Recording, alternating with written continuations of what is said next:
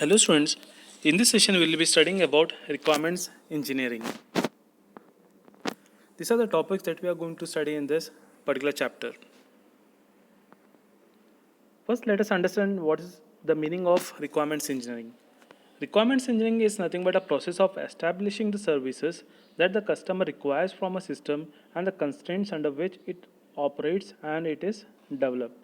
So, what is the basic thing that we are doing over here is the developers are going to have a contact with the customers, and the customers will be giving the request like these are the things that should be present in a application that is being developed. So this is a process wherein requirements is being collected, right? The requirements themselves are the descriptions of the system services and constraints that are generated during the requirements engineering process. What's a requirement?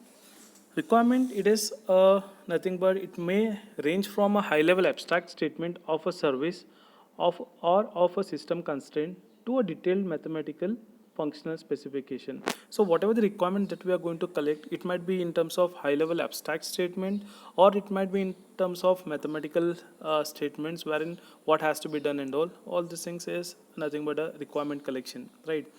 This is inevitable as requirements may serve a dual function. The thing over here is a requirement, whatever we are seeing over here, it is having dual function. One thing is maybe the basis for a bid for a contract, that is, therefore must be open to interpretation. That is, whatever the requirement that we are going to collect, it might be sometimes a basis for the bid of for a contract. So that must be open for interpretation. The second thing is maybe the basis for the contract itself, whatever the requirement document we are going to have, it might be the basis for contract itself. So therefore, it must be defined in detail. And the third thing is both these statements may be called requirements. Here is a definition of a requirement from one person known as Davis. What he is telling is, if a company wishes to let a contract for a large software development project, it must define its needs in a sufficiently abstract way that a solution is not predefined. Whenever a requirement is being written, how it should be written this, it should be written in such a way that the solution should not be predefined. Next thing is the requirements must be written so that several contractors can bid for the contract. Whenever a requirement document is being written, how it should be written is it should be written in such a way that many contractors can look at that particular document and they can go for bidding for the particular contract, offering perhaps different ways of meeting the client's organization needs. That is, the client themselves, they should be writing a particular document in a such a way that which is giving a solution to the client. Once a contract has been awarded, the contractor must write a system definition for the client in more detail so that the client understands and can validate what the software will do. So once the contract has been awarded to someone, then contractor has to rewrite the thing in more detail, and so that the contractor will be writing it in a more detail so that the client will understand these requirements and he is going to validate it. Okay, this is the software that I need, right? Both of these documents may be called the requirements document for the system. Now we will see what are the different kind of requirements, right? The requirements might be divided into user requirement and the system requirements. User requirements are nothing but these are the statements in natural language plus diagrams of the service the system provides and its operational constraints, and it is basically written for the customers. Whatever the requirement we are going to write over here, it is written for the customers. Then we have second kind of requirement document, that is system requirements. It's a structured document setting out detailed descriptions of the system functions, the services, and the operational constraints, right? Whatever the user requirement document which we are going to have, it will be an abstract one. But the system requirement document, whichever is being written over here, it should be having more detailed information so that developers will be looking at this report and they are going to develop the software. It defines what should be implemented, so maybe part of a contract between the client and the contractor. So we can say that user requirement is an abstract one and the system requirement involves more knowledge what has to be done.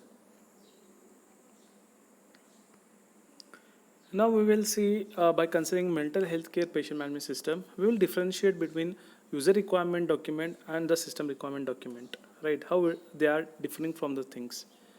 First, let us see about user requirement definition.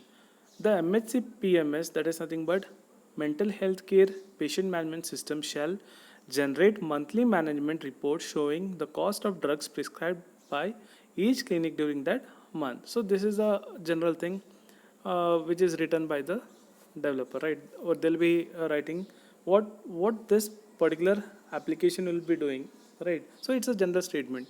The MHC PMS shall generate monthly management reports showing the cost of drugs prescribed by each clinic during that month. So this is for the customers, and the customer will be agreeing with this. Okay, this is what the software I need. But if they want to develop this in a correct way, and the document has to be given to the developers, if they just see this statement, they cannot develop what things has to be present in the particular application. For them, more details should be given, right? The same statement whatever we have seen at the top, it is rephrased and it is explained in depth in the system requirement specification. So if you see over here the same thing whatever we have seen above, it is explained in depth, right? That is, on the last working day of each month, a summary of the drugs prescribed, their cost, and the prescribing clinic shall be generated. Then the system shall automatically generate the report for printing after 5:30 on the last working day of the month. A report shall be created for each clinic and shall list the individual drug names, the total number of prescriptions, the number of doses prescribed, and the total cost of prescribed drugs, right? So in detail we are explaining each and everything over there. If drugs are available in different dose units, example 10 mg, 20 mg, separate report shall be created for each dose unit. Then access to all the cost reports shall be restricted to authorized user listed on the management access control list. So this is in detail what the system will be doing, right? So you got the difference between user requirement and the system requirement. Now we will see who is using a user requirement and who are the people who will be making use of system requirements. User requirement is used by the client managers, system end users, client engineers, contractor managers, system architects. They all make use of this requirement, that is a user requirement, and system requirements is used by the system end users, client engineers, system architects, and the software developers. Now we will see about what are the different kind of requirements, right? Functional requirements, then we have non-functional requirements and the domain requirements. First, let us study about functional requirement. Functional requirements are nothing but statements of services the system should provide, how the system should react to particular inputs, and how the system should behave in a particular situation. So this is regarding the functional requirement. What the things are required by the customers, and what the input is being given, and what will be the output, and how it will be behaving, right? So may state what the system should not do also, right? Sometimes we will be collecting the requirements in a such a way that we'll be also including a statement what the system should not do, right? Apart from that, then we have non-functional requirements. As the name states, non-functional requirements, it's not having any functionality over here, but the thing is it is having a constraints on the services or the functions offered by the system, such as timing constraints, constraints on the development process, what are the different standards used, all these things, right? Then often apply to system as a whole rather than individual features or services. When we talk regarding the function requirements, we concentrate on a particular service, right? Like if you want to develop an application wherein which is used by the mental health care patient management system, wherein we'll be making use of a module known as registration or authorization, all the things, right? Wherein we are concentrating on a particular module. But when we deal with non-function requirements, we are dealing with a system as a whole. What is the reliability of a system, what is the security issue of the particular system, how well the system is, how robust the system is. So we are dealing with the overall architecture, overall system module over there when we deal with non-functional requirements. Then we have a domain requirements which constraints on the system from the domain of operation, okay, which we'll be seeing in the next upcoming slides. Functional requirements. It describes functionality of system services, what the system should be doing. So that is a function requirement, and it depends on the type of software, expected users, and the type of system where the software is being used. Then functional user requirements may be high-level statements of what the system should do.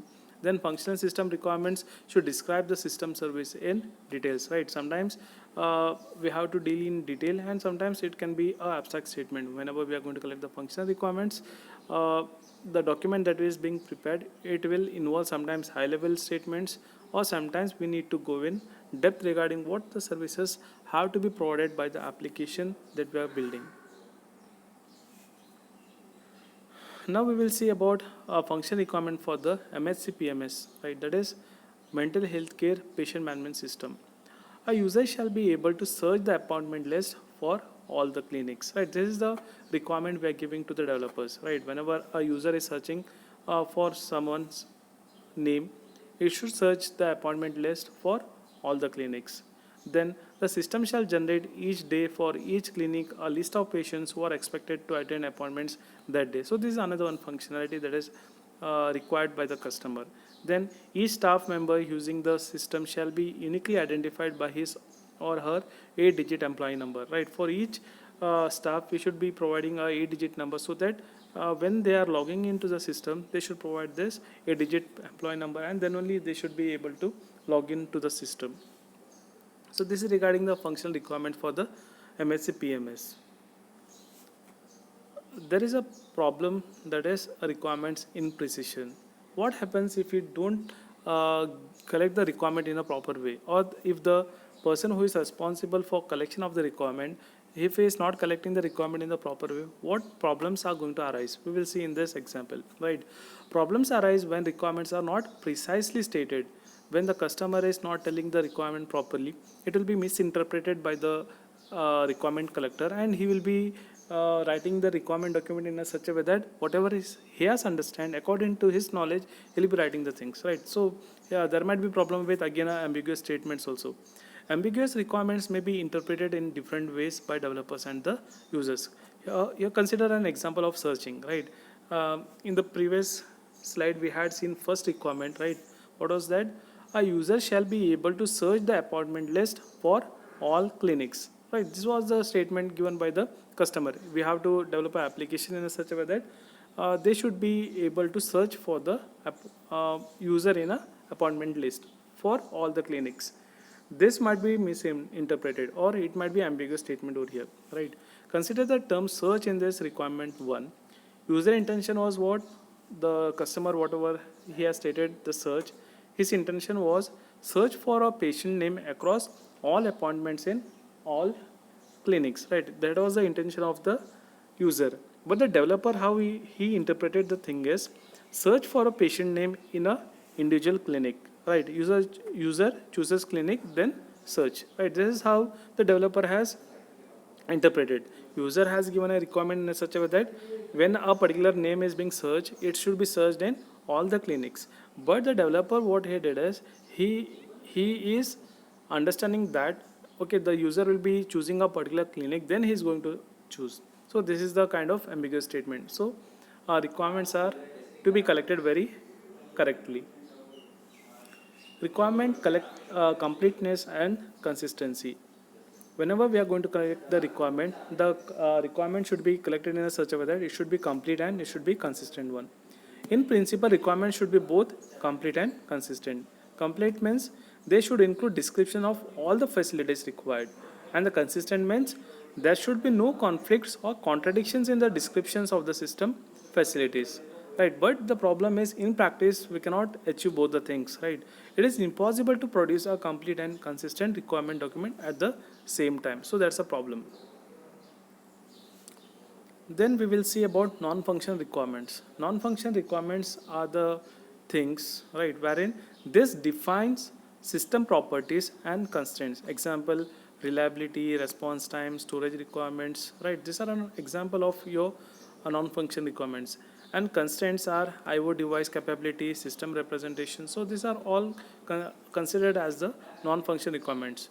And apart from that, process requirements may also be specified mandating a particular IDE, right? When we are developing a application, you should be making use of particular IDE only. IDE is nothing but integrated development environment, right? Then a particular programming language has to be considered while developing the things. So these are all the non-functional requirements.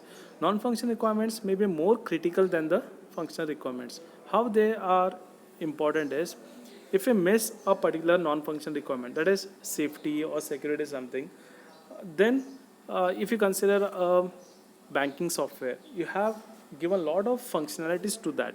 But if the problem is with the security, right? Anyone can log in into the particular system, they can withdraw money, transfer the money, then it's of no use, right? You have given a lot of things, look and feel is good, there are a lot of options, right? If security is missing over there, then no one will be making use of that, right? In the same way, if you're building an application for aircraft or something, wherein safety is important. If you give all the requirements and safety is missing over there, then the people who are making use of that particular application, they will not be using that, right?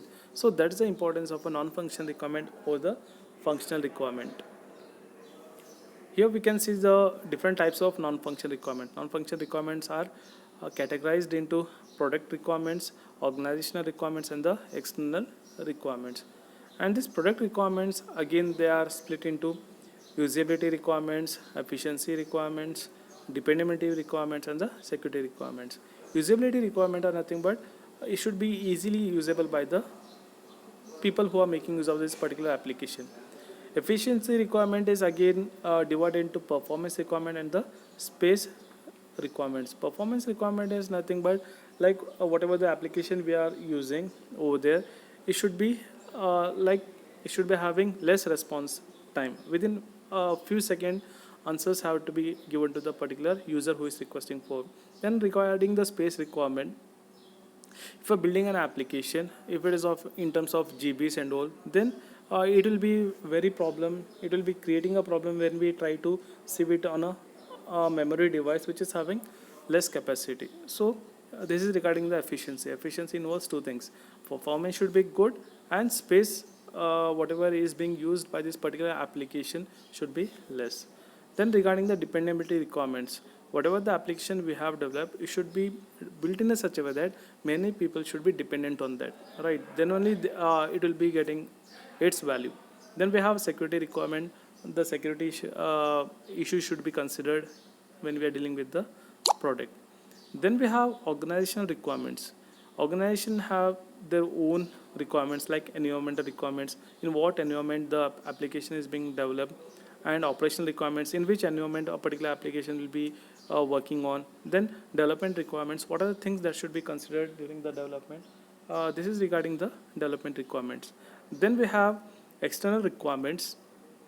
External requirements, it involves regulatory requirements, ethical requirements, and the legislative requirements. Again, legislative requirements is divided into accounting requirements and the safety security requirements. So non-functional requirement implementation. Non-functional requirements may affect the overall architecture of a system rather than the individual component. As I said, whenever a particular thing is missing over here, a security or safety something, it is going to hamper the overall system, right? Here we are not dealing with any particular functionality, it affects the overall system, right? For example, to ensure that performance requirements are met, you may have to organize the system to minimize the communication between the components. That is, if you want to increase the performance of a system, how you have to develop an application is, you have to develop an application in such a way that a minimum number of communication should be between the various components. Then only you can achieve this. Then a single non-function requirement such as security requirement may generate a number of related function requirements that define system services that are required. So in the other hand, if you want to make use of security requirement in your system, then it will lead to multiple requirements again, right? It may also generate requirement that restrict existing requirements. So it might have an effect on some other requirement as well. Non-function requirement are being classified as product requirements, organizational requirements, and the external requirements. First one is about the product requirements. It explains regarding requirements which specify that the delivered product must behave in a particular way. Example, what should be the execution speed? It should be reliable. All the thing is regarding the product requirement. Then we have organizational requirements. Requirements which are a consequence of organizational policies and procedures, right? If you consider any organization, it will be having its own policies, process standards, how the application has to be implemented. They will be having their own standards, and developers have to follow those standards to build the things. Then we have external requirements, requirements which arise from factors which are externally to the system and its development process. For example, if you want to build an application which is needing some service from the other product, then you should be building in a such a way that it should be having a interoperability, right? That is, you have to build in a such a way that you can access the facility of those, right? You have to follow a particular standard, then only you can make use of the service from the other system. Then we have to look for the legislative requirement as well when we are dealing with the external requirements. Consider example of a MSc PMS again, right? Now we will see in terms of product requirement, organization requirement, and the external requirement.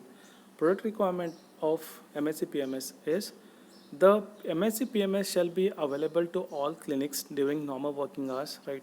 Normal working hours they have taken from Monday to Friday, and that is from 8:30 in the morning till 5:30 in the evening. Then downtime within normal working hours shall not exceed 5 seconds in any of the day, right? In one day, not more than 5 seconds should be the downtime of the particular application. This is regarding the product requirements. Then we have organizational requirements. Users of the MSc PMS system shall authenticate themselves using their health authority identity card, right? When they are logging into the system, they should be given some authorization. That is, the some username and password should be given so that he or she can log in for with the particular application from their credentials.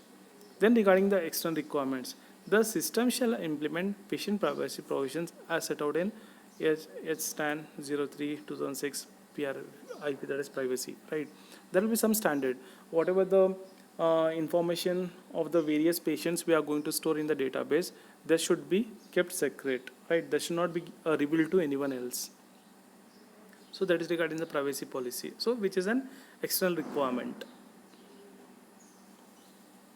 Regarding the goals and requirements, non-function requirements may be very difficult to state precisely, and imprecise requirements may be difficult to verify, right? Whenever we are dealing with non-function requirement, the problem is we cannot state it precisely.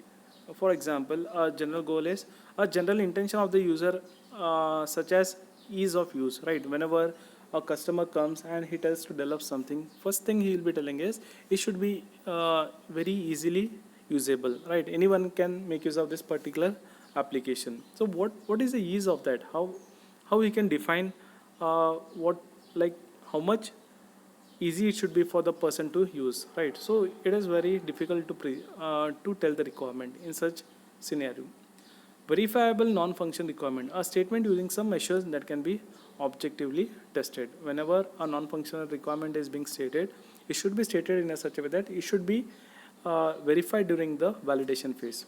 Goals are helpful to developers as they convey the intentions of the system users. You can see over here, usability requirement. The system should be easy to use by medical staff and should be organized in a such a way that user errors are minimized. So this is a goal. We can rephrase this statement and we can say that medical staff shall be able to use all the functions after 4 hours of training. After this training, the average number of errors made by experienced users shall not exceed 2 per hour of the system use. So this is a testable non-function requirement. The same statement which is written above has been rephrased in a such a way that we can test it later, right? How we can test it is we can give a training for 4 hours for the medical staff, and after we have been provided a training for the particular staff, then we should make them to work on the particular application. And if they are making more than average of more than 2 errors, 2 per hour, right? That is, for 1 hour, maximum 2 errors can be made by the particular medical staff. If they are making more errors, that means what they have not understood the application, how it is using, and it tells us that whatever the application that has been developed, it is not user friendly. This is regarding the metrics for specifying non-function requirements. Non-function requirements can be specified in a such a way, right? If you are dealing with speed, the application should be having very high speed, right? In terms of what? Process transaction per second, user event response time, screen refresh time. So this is all dealing with the speed. Then we have size, how many megabytes, right? Then we have number of ROM chips used. Based on this, we can state the size, ease of use, turning time, number of health frames, right? Reliability can be stated in mean time to failure, probability of unavailability, rate of failure occurrence, availability. So these are the terms that are used for measuring the reliability. Then for measuring the robustness, we have time to restart after failure, percentage of events causing failure, probability of data corruption on failure. So these are the things that deal with robustness. Then we have portability, percentage of target dependent statements, number of target systems. So this is regarding the portability. So these are the measures which are used for evaluating the properties.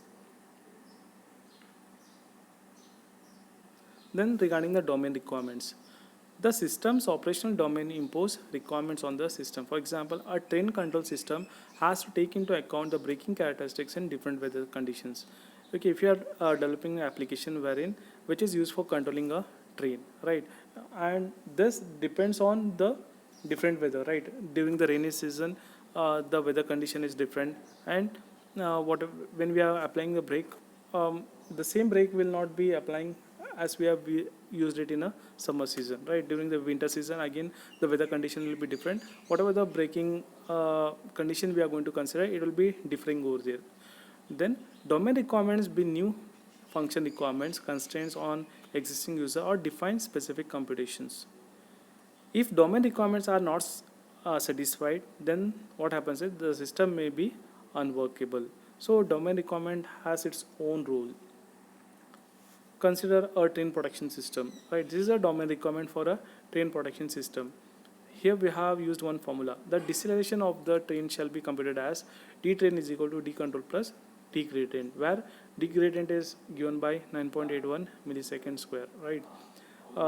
Here the thing is, if we give this requirement to the developer, he will not understand what is this d control, what is this d gradient, and for d gradient why we have made use of a value 9.81, all these things, right? This is very difficult to understand. So these are the statements which are understood only by the domain experts, right? When a developer is developing the things, he has to take the help of domain experts, then only he can develop a application for the particular domain.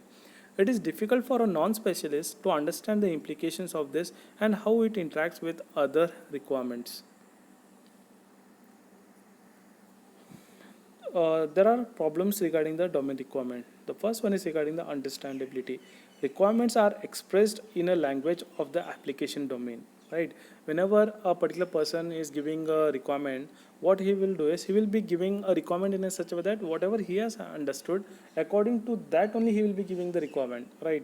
Then this is often not understood by the software engineers developing the system. This is a problem. The requirement,